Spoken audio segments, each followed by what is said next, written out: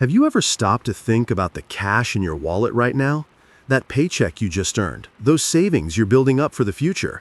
What if none of it is actually worth what you think it is? What if I told you there's a specific day in history when money stopped being real and almost nobody noticed it happening? A day when everything changed, but life just continued as normal. Before we dig into this financial mystery, do me a favor, hit that subscribe button right now. Here at Monetary Archaeologist, we uncover the buried truths about money that nobody talks about. Trust me, what you're about to learn will change how you see every dollar you've ever earned.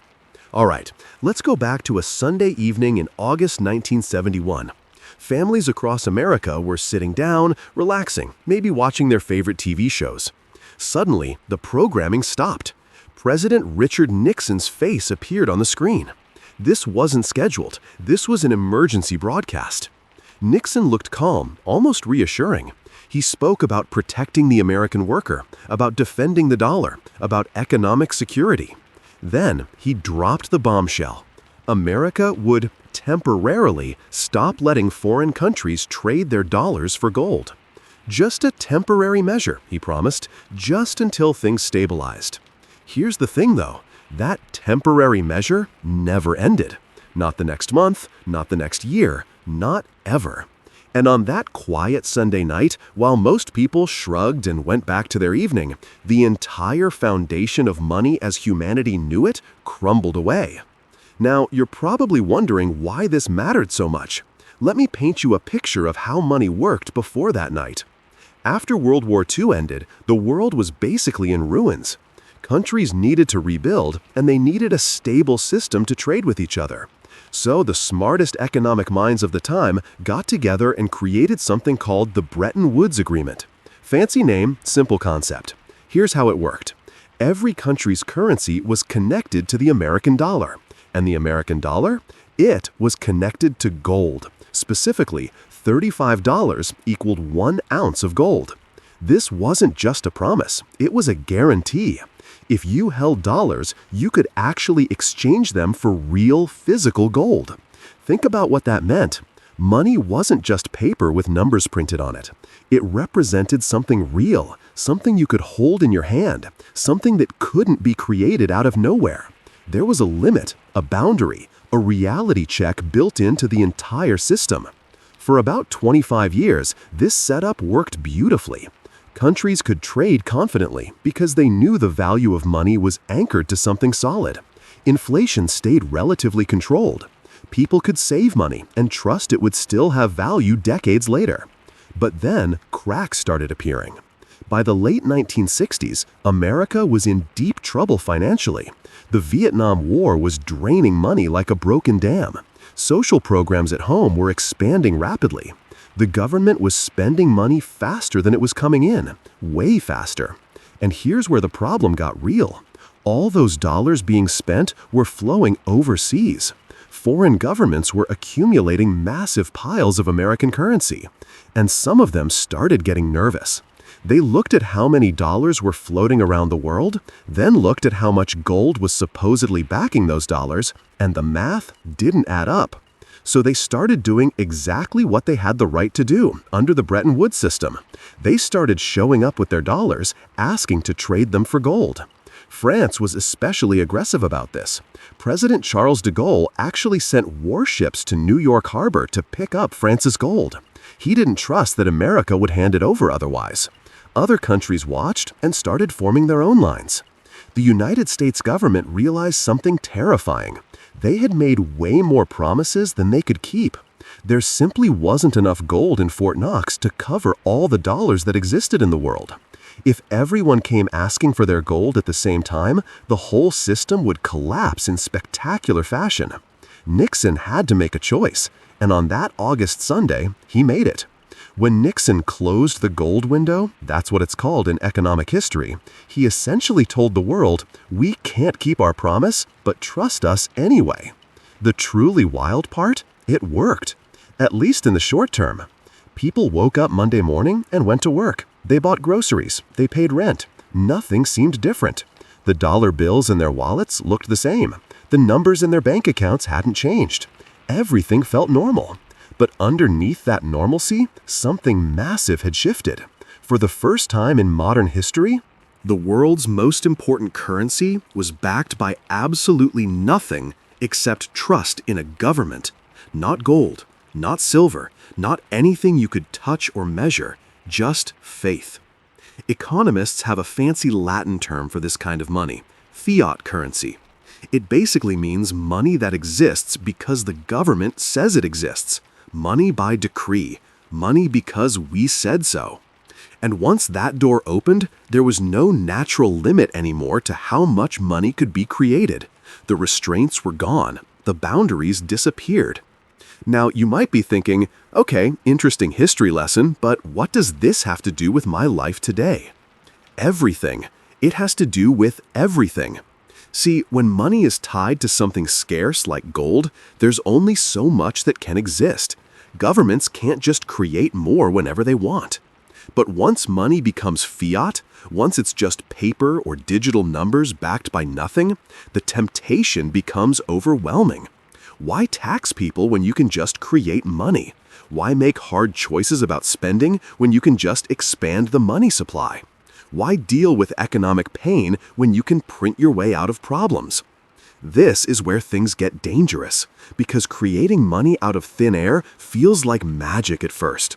Problems seem to disappear, but the magic always comes with a price, and that price is paid by regular people like you and me. Here's the uncomfortable truth. This isn't the first time in history that money has been disconnected from reality, and every single time it's happened before, it's ended badly. Let me take you back to ancient Rome. The Roman Empire was the superpower of its time, and their currency, the denarius, was respected everywhere. It was made of solid silver, and people trusted it completely. But emperors being emperors, they started getting greedy. First, Emperor Nero had an idea. What if we took a little bit of the silver out of the coins and replaced it with cheaper metals? We could make more coins with the same amount of silver. Nobody would notice, right? Except people did notice. And once that door was opened, every emperor who came after pushed it further. They kept reducing the silver content, adding more and more cheap metal. Eventually, Roman coins were basically bronze, with just a thin coating of silver on the outside. What happened? Inflation exploded. A loaf of bread that cost 2 denarii suddenly cost 20, then 200. People stopped trusting the currency and went back to bartering, trading goods directly without using money at all. The economy of the most powerful empire on Earth started falling apart, not because of invading armies, but because their money stopped being real. Fast forward several centuries to China during the Yuan dynasty. The Chinese actually invented paper money, brilliant innovation at the time. It was light, convenient, easy to transport across vast distances, way better than carrying heavy metal coins everywhere. But then the emperors discovered the exact same temptation. Why mine for precious metals when you can just print more paper? The printing presses started running day and night. Money flooded the economy. At first, merchants accepted the paper currency, but as more and more was printed, they started refusing it. They wanted real goods, not worthless paper. Inflation spiraled completely out of control. The entire paper money experiment collapsed, and it would be centuries before China tried it again. Do you notice the pattern forming here? Throughout history, whenever rulers figure out how to separate money from something real and tangible, they do it. And whenever they do it, the same story unfolds. Initial success, growing excess, rising inflation, collapsing trust, and finally economic disaster. The technology changes, the centuries change, the names and faces change, but the fundamental story remains the same, because human nature doesn't change. This is why August 1971 wasn't just another economic policy change. It was humanity stepping into a trap that we've seen spring shut over and over again throughout history. The difference this time is scale. When Rome's currency collapsed, the world moved on. When China's paper money failed, trade continued elsewhere. But when the dollar abandoned gold in 1971, it wasn't just America's currency that changed. It was the foundation of the entire global financial system. Every other country was forced to follow. Within a few years, every major currency on Earth was floating free, untethered from anything real, backed only by government promises. At first, this new system seemed to work. Central banks discovered they had incredible new powers. They could lower interest rates to stimulate the economy. They could increase the money supply to fight recessions. They felt like engineers controlling a sophisticated machine. The 1970s were rough. Inflation hit hard and people noticed their money buying less and less. But by the 80s and 90s, things seemed to stabilize. A new economic orthodoxy took hold. The belief that smart central bankers could manage the economy perfectly, preventing both inflation and recession through careful monetary policy. But here's what really happened. We entered an era of bigger and bigger boom and bust cycles. Credit bubbles inflated, then popped. Each crisis seemed larger than the one before. Think about what we've lived through. The dot-com bubble bursting in the early 2000s.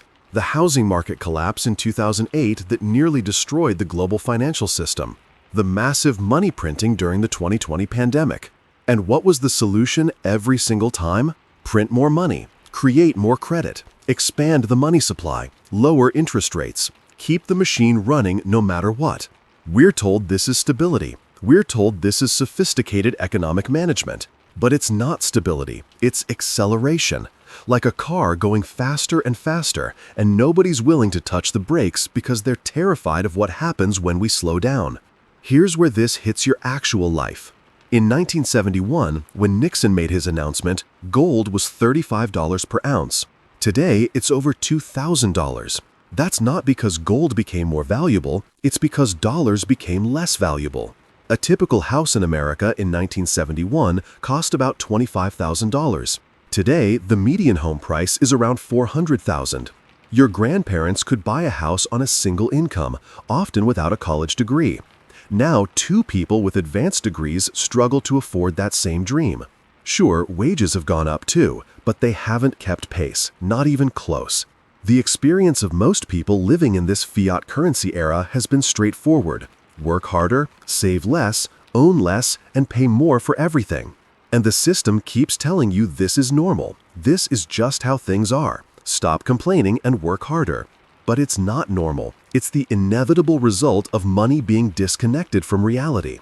Remember, this isn't just an American phenomenon anymore. Once the dollar went off the gold standard, every other currency followed. Europe, Japan, China, none are tied to anything tangible. Every central bank is playing the same game now, and they're all hoping the same thing, that trust holds, that people keep believing, that confidence doesn't break. But history screams a warning at us. Trust holds until it doesn't. Look at Germany in the 1920s, the Weimar Republic. Crushed by war debts and reparations from World War I, the German government started printing money to pay its bills. At first, it seemed to work. Factories reopened, people got paid, the economy stumbled forward. Then prices started doubling every week, then every day, then twice a day. Workers demanded to be paid multiple times daily because their morning wages would be worthless by afternoon. People literally carried wheelbarrows full of cash to buy a loaf of bread. Children used bundles of banknotes as building blocks because the paper was more useful as a toy than as money. When trust finally shattered completely, the entire economy collapsed. The middle class was wiped out. Savings became worthless overnight. And in the anger and desperation that followed, extremism took root, setting the stage for something even darker. Or look at Argentina, a cautionary tale that's still unfolding. This is a country that has defaulted on its national debt 9 times in roughly a century. 9 times they've promised to pay, and 9 times they've broken that promise. Each cycle follows the same pattern. Overspend, print money, inflation rises, currency devalues, economy collapses, government defaults, reset, and then do it all over again. Ordinary Argentinians have adapted by simply not trusting their own currency. They save in US dollars, hiding them under mattresses. They rush to buy property or cars, anything real that will hold value. Now many are turning to cryptocurrency. That's what life looks like when money stops meaning anything. So here's what we need to ask ourselves. If history shows us this pattern so clearly, why do we believe it won't happen on a global scale this time? What makes us think America is immune, Europe is immune, China is immune? The system we've built since 1971 is entirely dependent on one fragile thing: confidence, belief, faith. Trust that the governments managing these currencies know what they're doing and won't abuse their power. But governments are run by humans, and humans throughout all of history have shown the same tendency. When given the power to create money without limits, they eventually abuse it. The global debt numbers are almost incomprehensible now. In 1970, America's federal debt was about $370 billion. Today, it's over $34 trillion. That's trillion with a T. The number is so massive, most people can't even conceptualize it. And that's just the United States. Add in Europe, Japan, China, and the rest of the world, and we're looking at debt levels that would have seemed impossible, literally impossible 50 years ago. Yet the system depends on those numbers never being seriously questioned. It depends on everyone continuing to believe that it's all manageable, all sustainable, all under control. And now we're entering a new phase: digital currency controlled directly by central banks. Governments around the world are racing to launch what they call CBDCs, central bank digital currencies. They promise convenience, efficiency, instant transactions, no more cash to carry around, everything seamless and modern. But think about what this really means. Every transaction you make could be tracked, every purchase recorded. Every dollar you own could be programmed, set to expire if you don't spend it, restricted from certain uses, turned off entirely if you fall out of favor. If money was already an illusion propped up by trust, imagine what happens when that same system gains the power to control your financial life with a keystroke. Some people see cryptocurrency like Bitcoin as the escape hatch. Bitcoin was literally created right after the 2008 financial crisis as a response to the bailouts and money printing. Its supply is fixed. Only 21 million will ever exist. No government can print more. No central bank can manipulate it. In theory, it's digital gold, a return to scarcity, a way to opt out of the fiat system. But it's also volatile, speculative, and not yet ready to replace the everyday money most people use. It might be part of the solution, or it might just be another chapter in this ongoing struggle between sound money and monetary manipulation. Here's the truth that ties all of this together. This isn't really about gold versus paper, or physical versus digital, or even cryptocurrency versus traditional money. It's about power. Every time money gets separated from something tangible and real, those in power gain freedom, and everyone else gains risk. Governments can spend beyond their means without immediate consequences. Banks can lend recklessly, knowing they'll be bailed out. Corporations can borrow excessively, inflating asset prices. And when it all comes crashing down, like it always does, ordinary people carry the burden. Your savings lose value. Your wages buy less. Your dreams of ownership slip further away. That's the pattern. That's the trap. And it all traces back to the day money stopped being real. So what do you do with this knowledge? First, stop pretending. Stop telling yourself that unlimited debt doesn't matter, that inflation is always temporary, that the experts have everything under control. Look at history with clear eyes and recognize the warning signs around us. Second, protect yourself. I'm not telling you to run out and buy gold or Bitcoin or anything specific. I'm telling you to understand the game being played. Financial education is your shield. Knowledge of economic history is your weapon. Real wealth isn't just having money, it's having awareness. It's building resilience. It's understanding that systems built on trust eventually break, and being prepared to adapt when they do. Diversify not just your investments, but your knowledge. Understand how inflation works, how currencies rise and fall, how assets respond to monetary policy. The more you know, the less vulnerable you are when the illusions start cracking. Because here's the final truth that history teaches us over and over again. Nothing permanent ever is. Rome's denarius seemed eternal until it wasn't. China's paper money seemed innovative until it collapsed. The gold standard seemed unbreakable until a Sunday night in August. And the fiat currency system we're living in right now, the one that's lasted just over 50 years, it seems normal and stable and permanent. Until one day, it won't. August 15, 1971 wasn't just a date in history.